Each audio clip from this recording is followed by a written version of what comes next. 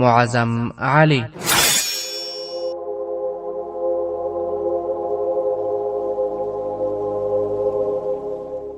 د ایمان، وطن او عدالت لپاره د انګریزي استعمار پر وړاندې د مبارزې اتل.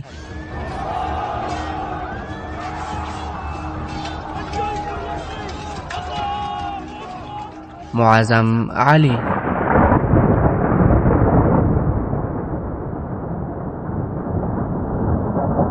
9 برخه.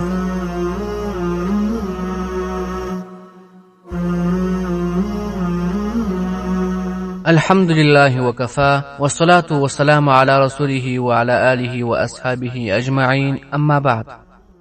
ورونو په تیره برخه کې مو وویل د معظم علي سترګې راډکې سوې. ویې ویل کاکا ناوې زه یوازې له دې وېرېدم چې که بیړه وکړم نو تاسې داسې ګمان ونه کړئ چې زه مو له مجبورۍ ګټه پورته کوم.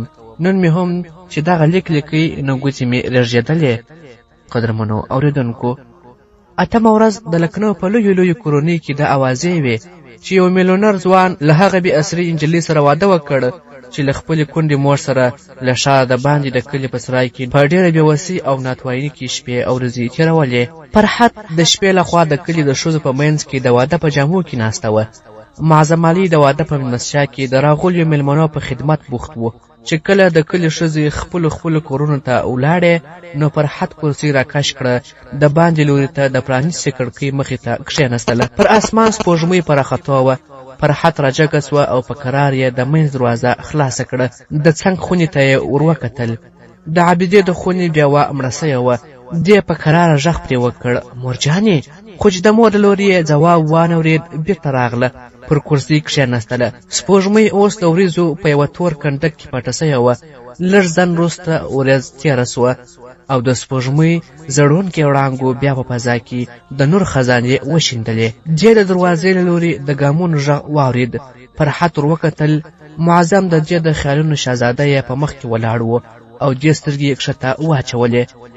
معظم علي یوه کرسۍ راکش کړه او دې ته نږدې کښېناست. ویې ویل فرحت، ما په خیال کې ستا په زرګونو تصویرونه لیدلي دي، خو ته تر هغو ټولو ډېره ښکلې یې. فرحت خپل مخ په دواړو لاسونو پټ کړ. معظم علي په خندا وویل ستا لاسونه هم ډېر ښکلي دي. فرحت په بیړه ځان په ټکرۍ کې پټ کړ او لاسونه یې هم پټ کړل. معظم علي له دریڅې نه د باندې وکتل. ویې ویل هلته وګوره، پر سپوږمۍ ورځ راغله، خو په ښکلا او راښکونکي یې هېڅ کمی نه ده راغلې.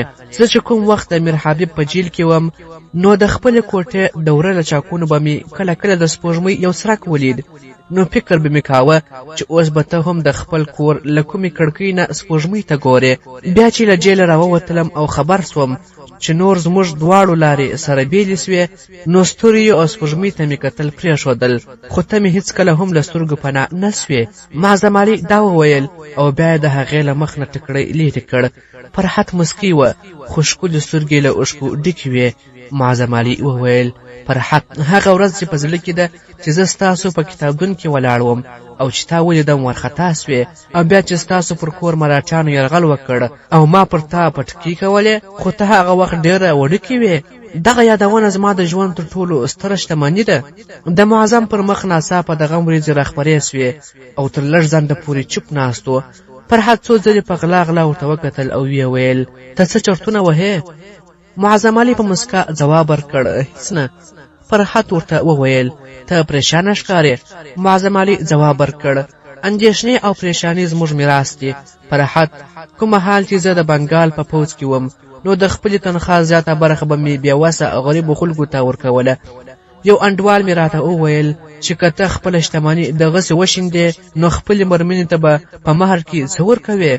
ما په ځواب کې ورته وویل چې زما د ژوند ملګري ته به زما لخوا په مهر کې یو داسې هیواد ورکوم چې د کورنیو او باندنیو ګواښونو نه خوندي وي. فرحت، هغه توره چې ما د خپل هیواد د بریدونو د ساتنې لپاره اوچته کړې وه اوس ماته سوې ده. نور په دې هیواد کې هیڅ داسې ګوټ نشته چې اوسېدونکي یې خپلو راتلونکو نسلونو ته د دې پیغام وړتیا ولري چې ستاسو عزت او خپلواکي خوندي ده. موږ د تیارو شپو مسافر یو خدای خبر دی چې وروستی پړاو به مو کوم یو وي. ما باید په دې وخت کې تا ته داسې خبرې نه وای کړې، خو ما د راتلونکي په اړه تا ته کوم ښه زیری درکولی سوای. فرحت ته فرض کړه که زه درته ووایم چې دا اوس سمدستي او یا په 2 ساعته کې دننه له مرهټیانو سره د یو ستړي جګړې لپاره ځم، نو ته به څه فکر کوې؟ فرحت جواب ورکړ، زه به داسې ووایم چې د میرزا حسین لور او د افضل او آصف خور یم. زما له میړه سره دا خیال ولې پیدا سو چې زه یې له جګړې را ایساروم؟ معظم علي وویل، فرحت زه پر تا ویاړم. د فرحت پر شونډو مسکا وغوړېدله او معظم علي ته د هغې د مسکا هره شیبه د تېرو وختونو پر میاشتو او کلونو درنه ښکارېدله. د جګړې د ډګر سختي او د بندیتوب د ورځو ستونزې هېرې کړې وې. د راتلونکي پر افق د راپورته کېدونکې تیارې له نظره پټې وې. د ده په مخ کې اوس یوازې همدغه حاضري شیبې وې. د ده ټول کائنات د ده اوسنۍ خونې ته راټول سوي وه چې هره ګوښه یې د فرحت پر خنداګانو رڼا وه. د دې خونې نه د باندې پر نړۍ د تېرو وختونو او راتلونکي تیارې راخپرې وې. فرحت ورته وویل، زه یوه پوښتنه درنه کوم. معظم علي وویل، ووایه. فرحت وویل، نه یې کوم، ته پرې خفه کېږې؟ معظم علي وویل، د خدای لپاره ووایه، که نه زه به ډېر اندېښمن سم. فرحت وویل، ښه نو دا راته ووایه چې هغه انجلۍ څه نومېدله؟ معظم علي وویل، کومه انجلۍ؟ فرحت وویل، هغه چې د حیدرآباد په لاره کې در سره ملګره سوې وه. معظم علي وویل، د شیخ فخرالدین خورزه؟ هغه بلقیس نومېده. د فرحت پر شونډو شوخه مسکا وغوړېدله. ویې ویل، نه جنابه، زه یې مشره خورزه ښه یم. معظم علي وویل، د هغې نوم عطیه وه، په دې وخت کې هغه ولې در په یاد سوه؟ فرحت وویل، بس هسې رښتیا ووایه، هغه ډېره ښکلې وه. معظم علي وویل، ما کړه ویلي وه چې هغه ښکلې وه، ما خو هغې ته سم کتلې هم نه وه. فرحت وویل، تا خو ویل چې کشره انجلۍ ډېره ګلالۍ وه، هغه یې خور وه که نه؟ معظم علي وویل، هوکې، کیدای سي چې هغه هم ډېر ښکلې وي، خو زه دې په مطلب نه وپوهېدم. د فرحت پر شونډو او سترګو شوخه مسکا لوبېدله. ویې ویل، زه په دې چورت کې یم چې که د عطیې پر ځای زه وای نو څه به مې کول؟ ته چې د حیدرآباد نه راغلې بیا دې کله په خیال کې راغلې ده؟ معظم علي وخندل. ویې ویل، فرحت، زما په زړه او مغزو کې که د خیالونو لپاره کوم ځای و، هغه ستا په خیال کې ډک سوی و. فرحت وویل، د حیرانۍ خبره ده، ما چې په کوم ورځ د دې انجلۍ په باب اورېدلي دي او په وار دا په زړه کې راتېر سي چې یو ورځ حیدرآباد ته ورسم او ویې وینم. نه پوهېږم ولې زه د هغې لپاره په زړه کې د یوه خور مینه احساسوم. معظم علي وویل، کیدای سي کوم ورځ حیدرآباد ته ولاړ سو. قدرمنو اوریدونکو، د معظم علي سوداګري کاروبار ورځ تر ورځې غوړېدی. د هغه د شتمنۍ او سخا غږ د هر چا تر غوږو رسېدلی و. په دروازه کې به یې تل د بېوسو او غریبانو کتارونه وه. د لکنو امیرانو او پوځي منصبدارانو یې هم عزت کاوه. د حویلۍ دننه یې شاندار کور او د میلمنو او نوکرانو لپاره خونې جوړې کړې وې. د اسونو طبیله او د غلو ګودام هلته نږدې یوه بلې حویلۍ ته لېږدېدلې وه. په کور کې معظم علي ته هر ډول ارامي او راحت و. پخواني ټپونه یې ورو ورو رغېدلې وه. د فرحت ملګرتیا یې د ژوند ویرونکې تشه ډکه سوې وه. بیا هم پر دې ډېر ښه پوهېدی چې د تېرو وختونو تیارې تر اوسه پورې ورپسې دي او همدغه احساس به کله کله د ده پر ټولو هغو خوښیو چې د فرحت په ملګرتیا کې یې ترلاسه کړې وې برلاسې سو. د بچې د فرحت پر شونډو مسکا لیدله نو په زړه کې به یې ویل، ای زما د زړه سره، دا دنیا ستا د مسکاګانو لپاره جوړه سوې ده، خو د دغو مسکاګانو رڼا له هغو تورو پردو نه تېرېدی نه سوای چې زموږ د اوس او د راتلونکي تر منځ پرتې دي. د تېر وختونه هېرولی سوای، خو له اوس او راتلونکي نه سترګې پټول یې له وسه وتلې وه. له کومو توپانونو او بړبکیو سره په ډغرو کې چې ده د خپل ژوندانه د ځوانۍ ډېرې غوره شېبې ورځې تېرې کړې وې، هغه یو ځل بیا په نوي زور د راتلونکي پر افق را څرګندېدل. د مرشد آباد له جیل نه تر راوتلو وروسته د ده ټول پام د فرحت موندلو ته ور اوښتی و. د قوم اوسني حالات او راتلونکي ورته دوهم حیثیت درلود، خو د فرحت له موندلو وروسته د هغو توپانونو څېره تر پخوا زیاته ویرونکې ورته ښکارېدله. ده غوښتل چې د یوې ونې تر یخ سوري لاندې کښېني او ټول بڼ وساتي. ده غوښتل د اوده ځمکه له هغو انساني لیوالو نه وژغوري چې د بنګال په څېر یې کرناټک، دکن او شمالي هندوستان پراخې سیمې خپل ښکار ځای ګرځولی وي. اکبر خان چې 6 میاشتې پخوا وروستي احوال ورته را استولی و، دا و چې زه د خپلې سیمې له مجاهدینو سره د نجیب الدوله په پوځ کې شامل سوی یم. په دې ورځو کې زموږ د کلابندۍ په حالت کې یو د تاجي سندیا پر موږ د پرېکنده یرغل لپاره د مرستې انتظار کوي، خو نجیب الدوله پر دې باور دی چې احمد شاه ابدالي به زموږ مرستې ته راورسیږي. څو اونۍ وروسته د احمد شاه ابدالي د راتلو خبر د هیواد په ساره او اوږدو کې خپره سوی و. بیا معظم علي نژدې هره ورځ د لکنو د امیرانو په مجلس کې دغسې خبرونه اورېدل چې نن احمد شاه ابدالي د سیند له سینده راپورې وتلی دی. د لاهور مراټه والي له هغه ځایه ډهلي ته راتښتېدلی دی. احمد شاه ابدالي اوس د لاهور نه ډهلي پر لور پر مخ را روان دی. په لاره کې په پلاني ځای کې پلاني او پلاني روهیله سردار له افغان لښکر سره ملګري سول او اوس دغه پوځ مراټیان د ډهلي په لور پسې په مخه کړي دي. د ډهلي خائن وزیر عماد الملک غازي الدین د مراټیانو د خوشحاله کولو لپاره د ډهلي باچا دوهم عالمگیر او د هغه لوی وزیر انتظام الدوله وژلي دي او کوم شهزاده یې د دوهم شاهجهان په نامه پر تخت کښېنولی دی. د تاجي سندیا چې په نجیب الدوله پسې و هغه یې پرې ایښی او د احمد شاه ابدالي مقابلې ته را روان سوی دی. ابدالي تر اوړې ته نږدې د مراټیانو مخکني ډلې ماتې کړي دي. افغان پوځ د جبنا له سیند نه پورې وتلی او سهارنپور ته نږدې رسېدلی دی. احمد شاه بابا ابدالي اوس د ډهلي پر لور پر مخ روان دی. نجیب الدوله، حافظ رحمت الله خان، سعد الله خان، مولا سردار او نور روهیله مشران ورسره ملګري سوي دي. ابدالي له ډهلي نه 6 میله لرې په لوني کې واړول. د تاجي پوځونه له افغان پوځ نه 10 میله لرې د جمنا د سیند پر بله غاړه واړول. ابدالي ناڅاپه له سیند نه پورې وت او مراټي پوځونه یې تباه او برباد کړل. د تاجي ووژل سو او وراره یې جنکوجي له ټپي کېدو وروسته له پاتې پوځ سره کوټ پتلي ته رسېدلی دی. د راجپوتان څخه د راوهلکر پوځ له جنکوجي سره ملګری سوی دی. د مراټي پوځ د روهیلو په سیمه کې تباهي ګټه کړې ده. مراټان د بهادګر په لور وړاندې روان دي.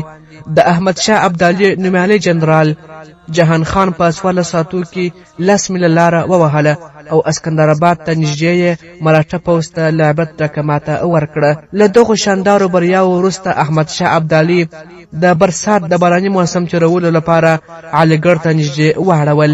د دغسې امیدوارونکو خبرونو له اورېدلو سره معظم علي په خپل زړه کې د ژوند نوي ټکانونه احساسول. خو څومره چې دغه خبرونه له هیلو ډک وه، په همدغه اندازه د دیکن وضع مخ پر خرابېدو وه. د حیدرآباد د توپخانې نومیالي قمندان ابراهیم ګاردي چې فرانسوي ښوونکو روزلی و، له نظام سره یې خیانت وکړ او له مراټیانو سره ملګری سو. بلاجي چې د ابراهیم مرسته ترلاسه کړه پر دیکن یې برید وکړ او د احمد نګړ د مشهورې کلا د قمندان د خیانت په سبب یې هغه کلا له جګړې پرته ونیوله. د احمد نګړ کلا یې چې له لاسه ورکړه، د نظام پوځ له یو مهم پړاوه بیا برخې سو. له بله پلوه د تنخواو د نه ورکولو له امله نظام د خپلو سرتیرو له بغاوت نه هم ویرده. بیا هم هغه له مقابلې پرته بله هیڅ لاره نه درلوده. پیشوا د سداشیو راو په مشري 40,000 تنه پوځ واستاوه. پر دې سربیره ابراهیم ګاردي له خپلې نومیالي توپخانې او 15,000 روزل سوي سرتیرو سره واستاوه. د 1960 کال د فبروري پر 3 له پونا نه 200 میله لرې د اوګیر په سیمه کې جګړه وسوه. مغولو په میړانه جګړه وکړه، خو د ګاردي توپخانې سخت ځانونه ورواړول. د احمد شاه ابدالي له بریا وروسته د دیکن په اړه د خبر راغلی چې نظام د سداشیو سره په ډیرو سپکو شرطونو سولې ته غاړه ایښه ده. بیجاپور، بیدار او اورنګ آباد شاوخوا سیمې، دولت آباد، اسیرګړ، احمد نګړ او برهانپور کلاګانې یې هم هغوی ته سپارلې دي. قدرمنو اوریدونکو، په پونا کې تر اوسه پورې د اوګیر د بری خوښي لمنځل کېدلې چې پیشوا ته د تاجي د وژل کېدو او د جنګوجي او ملهار راو هیلګر د ماتو خبر را ورسېد. په عادي وضع کې ښایي مراټیانو د تاجي سندیا مرګ د تاریخ تر ټولو ستره غمیزه بللی وای، خو مراټیانو له یوه پلوه په دیکن کې د نظام ځواک له کاره غورځولی و. بل لوري ته 2 میاشتې وړاندې د هغوی بریاو سیلاب د پېښور تر دروازې پورې رسولی و. د تیرو بریاو نه وروسته په مراټیانو کې چې کوم غرور او پر ځان باور پیدا سوی و، د هغو له امله دغې ماتې اوس د ټول مراټه قام د عزت او وقار لپاره یو داغ و. له مهارشتر نه هغه پوځي ځواک سر راپورته کړی و چې ساری د هندوستان په تاریخ کې نه و. د مراټانو بې شمېره سرداران او مشران له خپل پوځ سره د خپل قومي سپکاوي د بدل اخیستلو په اراده د پیشوا تر بیرغ لاندې راټولېدل. پر دې سربیره له دوی سره ابراهیم ګاردی له خپلې مشهورې توپخانې او 9000 روزل سوي پوځیانو سره ملګری سوی و. د دغه ستر پوځ قومنده د اوګیر فاتح سداشیراو یعنی بهاوجي ته وسپارل سوه او پیشوا له هغه سره خپل ځوان ولیعهد بشواش را واستاوه. مراټه پوځ د 1960 کال د مارچ پر 10 له پټ دور نه وخوځېد او د اورنګ آباد، برهانپور او ګوالیار له لارې یې مزل ته دوام ورکړ. د جون پر 4 د چنبل سیند غاړې ته ورسېد.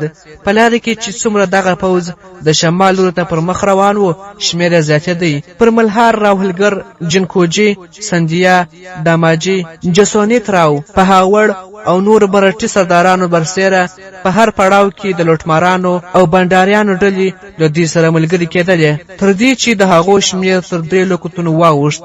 دا یوازې پوځ نه و بلکې د ټول قام فعال کسان راټول سوي وه او د هغوی ټولو ناره دا وه چې موږ به افغانان له هندوستانه شړو او بیا به آرام کوو. د ډلې پر لور د مراټه پوځ مزل ډېر کرار و. تر دې وړاندې د مراټانو د بریاو راز په دې کې و چې ساده اوسېدل او ګړندي مزل یې کاوه. د سیواجي په وخت کې مراټه کم ته د کومې ښځې راوستل له اټکن نه لرې خبره وه. دې به دروند سامان هم نه ورسره ګرځاوه. د یو مراټه پوځي ټول سامان یو آس، یوه توبره او وسله وه او بس. د ځان لپاره خواړه او د آس لپاره دانه او پر وړه به یې په لاره کې په لوټمار کې پیدا کوله. خو د بهاوجي شان او شوکت دومره اوچت و چې یوازې د اوزوقې بې شمېره ګاډۍ به ورسره وې، خیمې به ورسره بار وې، ورېښمینې خیمې پر پیلانو بار وې. مراټي سردارانو د زرتارو جامې اغوستې وې.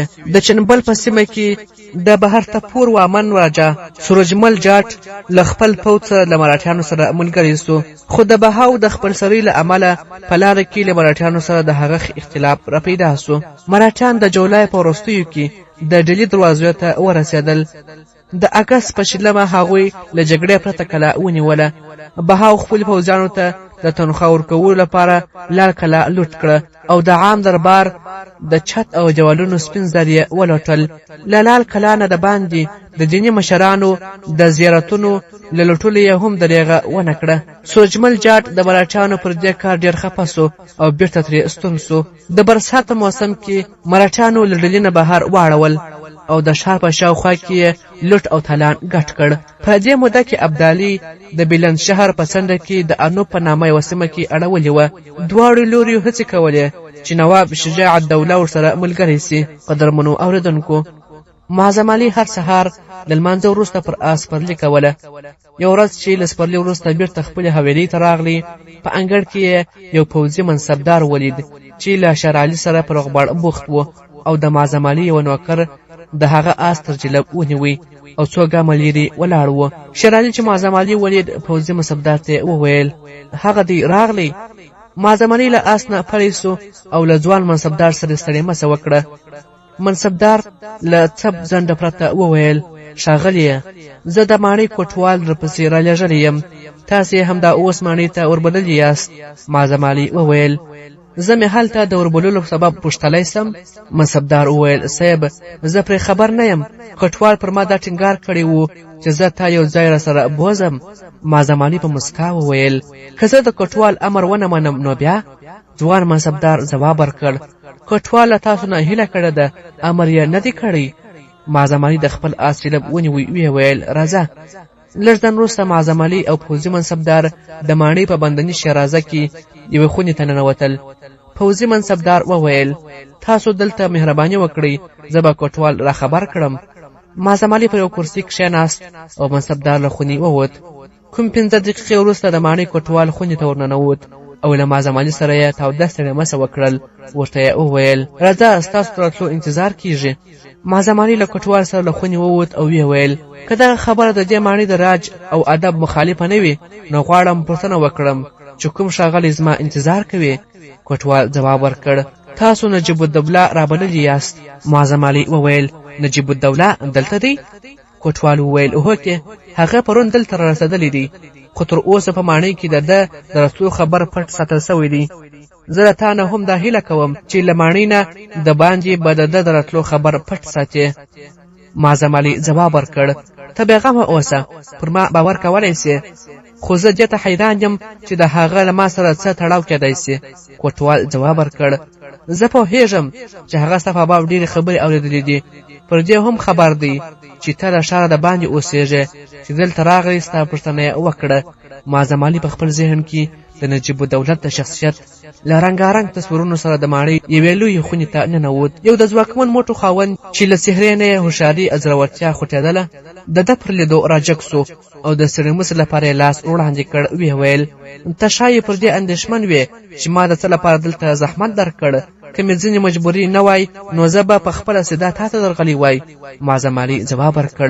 ستا په خدمت کې حاضرېدل زه د ځان لپاره یو ویاړ بولم نجیب الدوله وویل مهرباني وکړه ما ته اکبر خان ستا پته راکړې وه د اکبر خان د نامه په اورېدو د معظم علي سترګې له خوښۍ وځلېدلې او د نجیب الدوله مخې ته پر یوه کرسۍ کښېناست ویې ویل هغه چېرته دی زه څو میاشتې ترې خبر نه یم ډېر ورته خفه وم نجیب الدوله وویل هغه له احمدشاه ابدالي سره ملګری دی او چیرې څو میاشتې هغه له مرهټیانو سره په جګړو کې ډېر زیات بوخت و زه د هغه له لورې بخښه غواړم معظم علي وویل بخښې غوښتلو ته دې اړتیا نسته زه هغه پیژنم ښایي زه پر دې نړۍ تر ده ښه څوک ونه پیژنم ما ته د ده په باب همدومره خبر بس دی چې هغه روغ رمټ وي نجیب الدوله وویل د هغه پلار زما انډیوال و زه دی خپل زوی ګڼم د مرهټیانو پر خلاف په جګړو کې یې ډېرې له ویاړه ډکې کارنامې پرې ایښي دي ما به چې کله ده ته شاباسۍ ورکاوه نو تل به یې راته ویل چې ما دا هر څه له معظم علي نه زده کړي دي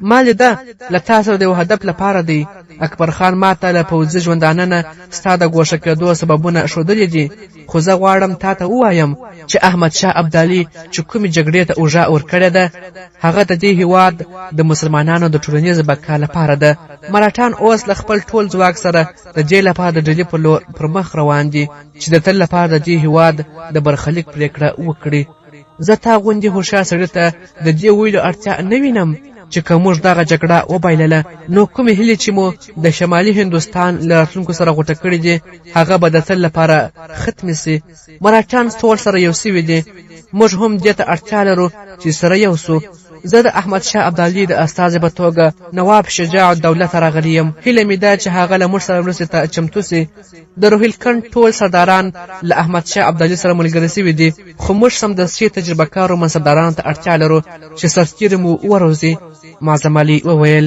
که تاسو داسې احساسوئ چې زه د څه مسؤلیت بار اوچتولی سم نو په خپله خوښه دې ته چمتو یم او زه پر دې پښیمانه یم چې د اکبر خان په څېر د بلنې پرته ستا خدمت ته ولې حاضر نه سوم د ماڼۍ کوټوال خونې ته ورننوت او د ادب او سلام وروسته یې وویل علي مقام نواب صاحب غواړي درسره وویني نجیب الدوله ځواب ورکړ زه به اوس په خدمت کې حاضر سم نه علي مقام په خپله دلته تشریف راوړی کوټوال دا وویل او بیا له خونې ووت او معظم علي هم جګ سو ویې ویل کښېنه دلته ته ښه ده چې د نواب صاحب سره وپېژنې د نواب له شاهانه جامو سره خونې ته ننوت او نجیب الدوله او معظم علي چې هغه ولید راپاڅېدل شجاع الدوله چې له خپل مېلمه سره یو نااشنا ولید څو شېبې ټکنۍ غوندې ولاړ و نجیب الدوله وویل صاحب دا معظم علي خان دی په لکنو کې تر میاشت کېدو مخکې دی د بنګال په پوځ کې و د ده یو ځوان شاګرد د احمدشاه ابدالي نه شاباسۍ اخیستی دی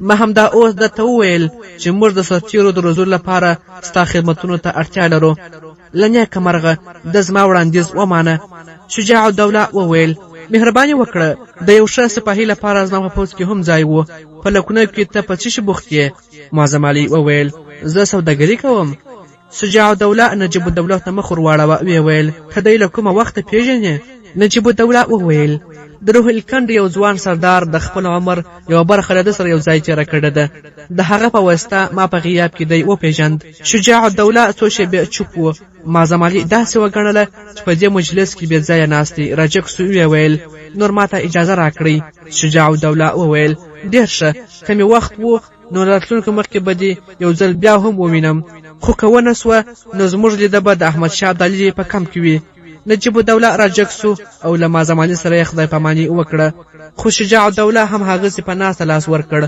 معظم علي د دروازې په لور روان سو، خو څه یې په خال کې ور وګرځېدل او ناڅاپه ودرېد او بیا شجاع الدوله ته مخ ور واړوه او ویې ویل: ښاغلیه، که ګستاخي نه وي نو ستاسو په حضور کې یو عرض کوم. شجاع الدوله وویل: ووایه. معظم علي وویل: زه پوهېږم چې نجیب الدوله به تر کومه حده په خپل کار کې بریالی اوسي او له احمدشاه ابدالي سره به د ملاتړ په اړه ستا وروستۍ پرېکړه څه وي، خو زه یوازې پر دې پوهېږم چې د هندوستان کوم مسلمان که د ځان وژنې پرېکړه نه وي کړې په دې جګړه کې به بې پړې پاته نه سي. که خدای مه کړه د دې هېواد د ټولنیزې بېحسۍ په سبب احمدشاه ابدالي ماته وخوري، نو په شمالي هندوستان کې به د مسلمانانو وروستی برج رانسکور سي. مراټانو یوازې ډلې نه دی لاندې کړی، بلکې هغوی له پېښوره تر کابله او غزني پورې د خپلو بریاوو د بیرغ رپولو په نیت راوتلي دي. که په کوم ډګر کې هغوی ته پرېکنده مات ور نه کړای سي، نو هغه ورځ لرې نه ده چې د ډلې په څېر د لکنو په کوڅو کې هم د هغوی اسونه وزغلي. په لکنو کې دغسې اوازې خپرې دي چې مراټیانو تاسو ته په جګړه کې د بېطرفه پاتې کېدو په سبب په بدل کې په ډیلي کې د خپلو لاسپوڅي حکومت د وزارت وړاندیز کړی دی او تاسو. شجاع الدوله په غوسه وویل: دا دروغ دي او مراټیان ما نشي تېرایستلی. معظم علي وویل: ما وبخښه، خو د ولس د اعتماد پر ځای کولو لپاره دې ته اړتیا ده چې دغسې اوازې رد سي، او د رد تر ټولو غوره لاره دا ده چې تاسو خپلو فوځونو ته د مراټانو پر خلاف د کوچ امر وکړئ. شجاع الدوله ځواب ورکړ: زه د کومې پرېکړې په اړه ستا مشورې ته اړتیا نه لرم. معظم علي وویل: ښاغلیه، زه پوهېږم چې دا وړتیا نه لرم چې مشوره درکړم، خو غواړم چې ستا غوږونو ته د هغه ولس پر یاد ورسوم چې ورمېږونو ته یې د یو داسې دښمن توره رسېدلې ده چې د عدالت، برابرۍ او انسانیت له الفاظو سره یې غوږونه بلد نه دي. زما خبرې بېشکه ترخې دي، خو زما پر اخلاص باید بدګمانه نه سي. معظم علي دا وویل او له خونې ووتی. قدرمنو اورېدونکو، لږ ځنډ وروسته معظم علي پر آس سپور د خپل کور په لور روان و. د شا په ګڼه ګوڼه کې دی د خپل شاوخوا نه ناخبره غوندې و. د خیا پر پرده یې په میلیونونو غورځېدلي هغه پړاوونه لیده چې د هندوستان د راتلونکي برخلیک پرېکړه کوله. دا د جنګ کېدونکو سرتیرو نارې، د ټپیانو چغې او کوکارې، د توپونو ډنډوکار، د ټوپکو ډزې او د تورو شرنګهار اورېدله. دا د سترګو تر ساره مړې لیدل چې ډېرې پراته وه. بیا د اور او وینو له توپانونو راووت او هغه کور ته ورسېد چې ژوند له خپلو ټولو رنګینیو او خوندونو سره د ده هرکلی کاوه. فرحت د ده په مخ کې ولاړه وه او ده ورته وویل: زما ګرانې، درته راغلم، خدای موږ ته بری راکړ. موږ د هغو ځناورو غاښونه مات کړل چې په دې هېواد کې د انسانیت لپاره په یوه ستر خطر بدلېدل. په ما پسې هغه ستر پوځ را روان دی چې سرتیرو یې د مراټیانو د غرور بیرغ تر پښو لاندې کړی دی. اوس به دغه مجاهدین موږ د فرنګي سوداګرو له تیرویو نه ژغوري چې په بنګال کې زموږ پر عزت او خپلواکۍ داړه اچولې ده. په دې هېواد کې انسانیت له سره راټوکېږي. نور زموږ پړاو مرشد آباد دی.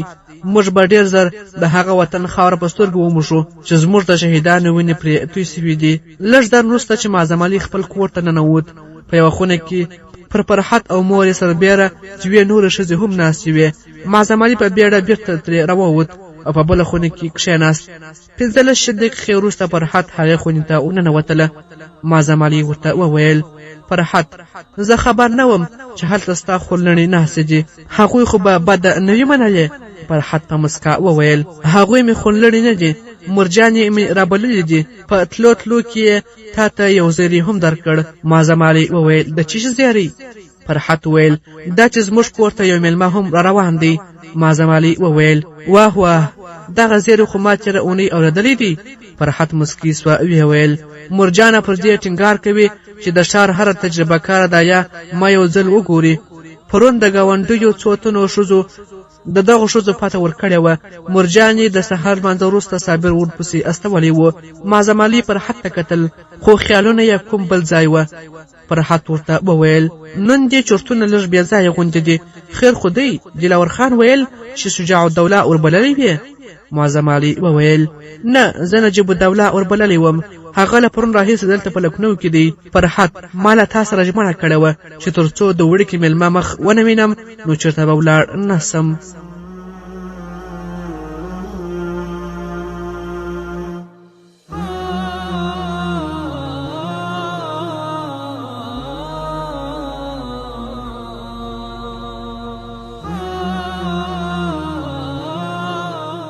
قدرمنو اوریدونکو، دا چې نور څه حالات مخته راځي، احمد شاه ابدالي به تر کومه ځایه پورې را رسیږي دا په راتلونکو برخو کې واورو. تر هغه وخته مو پر پاک سپېڅلي لایزال رب سپارم. شاد، آباد او ودان اوسئ. السلام علیکم ورحمة الله وبرکاته.